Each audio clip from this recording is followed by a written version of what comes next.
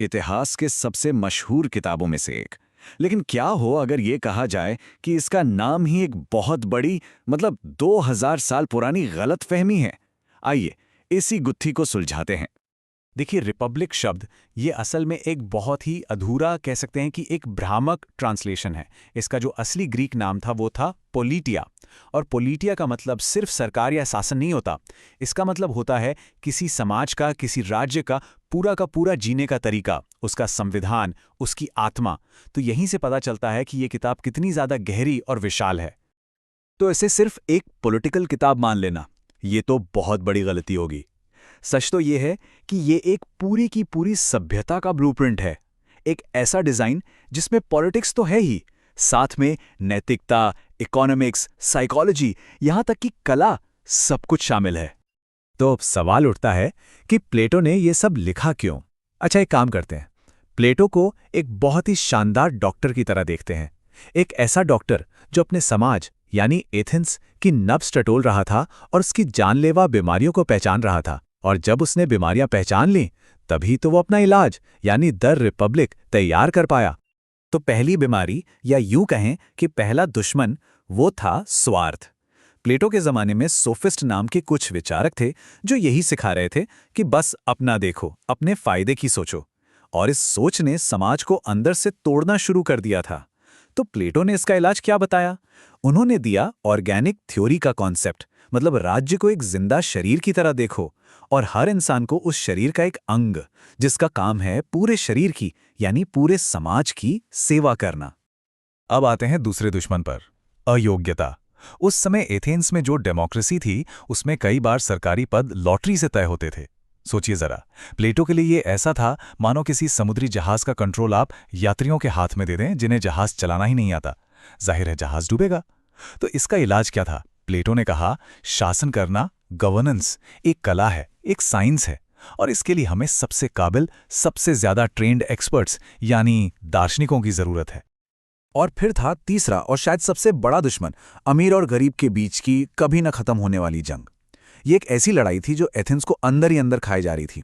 और इसके लिए प्लेटो ने जो हल सुझाया वो इतना ज्यादा रेडिकल, इतना क्रांतिकारी था कि आज भी सुनकर लोग चौंक जाते हैं।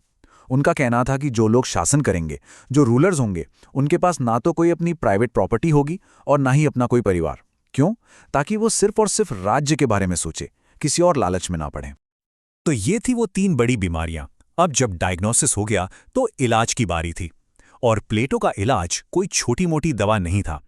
ये एक नए समाज को बनाने का, एक पूरी की पूरी आदर्श सभ्यता को डिजाइन करने का एक क्रांतिकारी खाका था।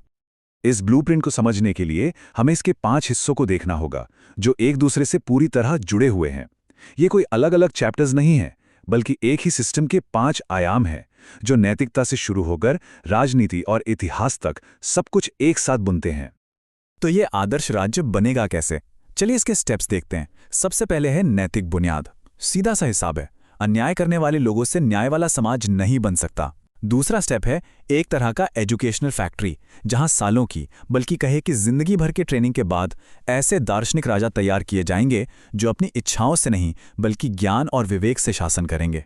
फिर आता है तीसरा स्टेप, और ये एक बहुत बड़ी सामाजिक कीमत है। इन शासकों को अपनी निजी संपत्ति और परिवार सब कुछ छोड़ना होगा। और आखिर में चौथा स्टेप है आध्यात्मिक मानक। शासकों को सत्य की, परम अच्छाई की समझ होनी चाहिए, जो इस पूरी दुनिया को एक साथ बांधे हुए है। चलिए इसे एक बात पर थोड़ा और रुकते हैं, क्योंकि ये शायद प्लेटो के पूरे खाके का सबसे चौंकाने वाला और सबसे रैडिकल हिस्सा है, शक्ति की कीमत। उनका नियम बहुत साफ था, जिसे भी पावर चाहिए उसे सबसे बड़ी कीमत भी चुकानी होगी।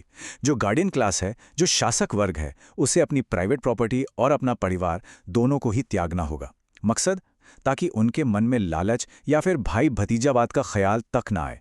उनकी वफादारी सिर्फ और सिर्फ राज्य के लिए हो। और ये जो बात है ना, इसे ये कोड बहुत अच्छे से समझाता है। द रिपब्लिक को सिर्फ एक फिलॉसफी की किताब नहीं समझना चाहिए, ये तो राजनीतिक और सामाजिक सुधार की किताब है। ये एक क्रांतिकारी बदलाव के लिए एक जबरदस्त इच्छा को दिखाती है। मतलब साफ है, ये सिर्फ विचारों का खेल नहीं था, ये दिमाग का एक मैनिफेस्टो था, एक ऐसा घोषणा पत्र जो समाज को जड़ से बदलने की बात कर रहा था। अच्छा, ये सब सुनने के बाद एक सवाल सबके मन में आता है, और ये इसकी सबसे बड़ी आलोचना भी है। क्या प्लेटो का ये आदर्श राज्य, ये आइडियल स्टेट, बस एक ख्याली पुलाव था, एक ऐसी दुनिया जो कभी बनी नहीं सकती।